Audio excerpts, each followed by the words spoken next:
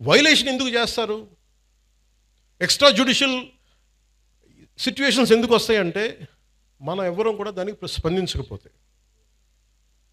రాజకీయ నాయకులు కొంతమంది వచ్చి ఈ బిడ్డకి ఇలా అయిపోయింది, ఆ కుల బిడ్డకి అయిపోయింది అంటే మిగతా వాళ్ళు మనుషులు గారా?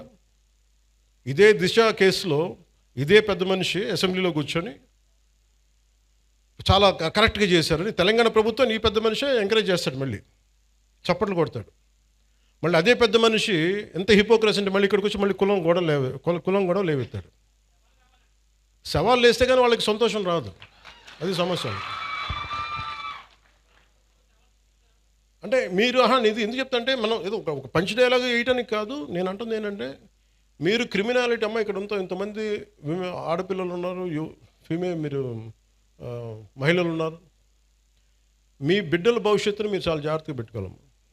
మీరు క్రిమినల్స్ని మటుకు అట్ బే పెట్టాలి, దూరం పెట్టాలి. మీరు దూరం పెట్టాలంటే మీ చుట్టుపక్కల కాలనీలో జరుగుతున్న దానికి మీరు ఎదుర్కోకపోతే సిటిజన్ కౌన్సిల్ పెట్టుకొని, సిటిజన్ కౌన్సిల్ అంటే వెరీ సింపుల్. మీ వీధిలో ఉండే ఒక 30 మంది 40 మంది ఒక గ్రూప్ కండి, వాట్సాప్ గ్రూప్. అలాంటి వాట్సాప్ గ్రూప్ ప్రతి సందులో ఒకటి మొదలు పెడితే మీ మొత్తం ఆ కాలనీకో దీనికో అన్నీ కలిపి ఒక కనీసం 1000 ఓట్లు, 1000 మంది తయారవుతారు. 1000 మంది రావగానే any typical politician will think of 1000 oats.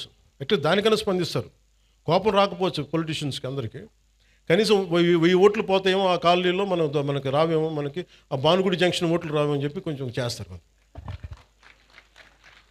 At least దాని ఉద్దేశం పెట్టుకో.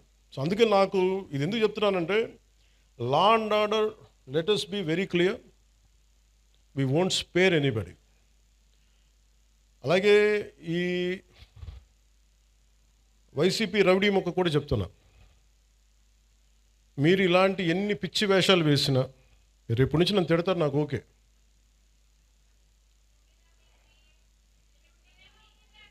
అంటే ముఖ్యంగా వైసీపీ రౌడీ మొక్కి చెప్తున్నా, మీరు వచ్చి మేము రక్తాలతో తడిపేస్తాం, బయటకు వచ్చాక మేము కోసేస్తాం, కుత్తుకులు కోస్తాం అంటే మీరు భవిష్యత్తులో, నేను మీకు చెప్తున్నాను ఈరోజు నా మాట చాలా శ్రద్ధగా వినండి. ప్రతి వైసీపీ గుండాగడికి చెప్తున్నాను ఈ మాట, ఆన్ కెమెరా చెప్తున్నా, ప్రతి వైసీపీ గుండాకే చెప్తున్నా, మీరు కనుక మా ఇష్టారాజ్యంగా చేస్తాం, భవిష్యత్తులో మేము వస్తాం, మా ప్రభుత్వం వస్తుంది, నేను చెప్తున్నా.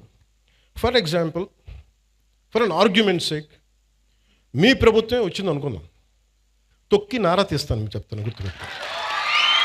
ప్రభుత్వాలు రావడాలు పోవటాలు ప్రజల చేతుల్లో నిర్ణయం ఉంటుంది తప్ప వచ్చినప్పుడు భయపడిపోయి, ఇప్పుడు మీకు నేను చెప్తున్నా కదా 3 సంవత్సరాలు ఉంది, 3 సంవత్సరాల్లో మీకు స్ట్రింజెంట్ యాక్షన్ నేను చూపిస్తాను, మీకు గుర్తుపెట్టుకోండి. మీరు మాట్లాడండి, నేను ఇప్పుడు దాకా మాట్లాడలా. లా అండ్ ఆర్డర్ నాది కాదు అని చెప్పి కాము కూర్చున్నా. నా అభిప్రాయాలు కూడా సీఎం గారికి నేను చెప్పను, డైరెక్ట్గా నా అభిప్రాయాలు నేను ప్రజలతోనే చెప్తాను, నేను సీఎం గారికి కూడా చెప్పను.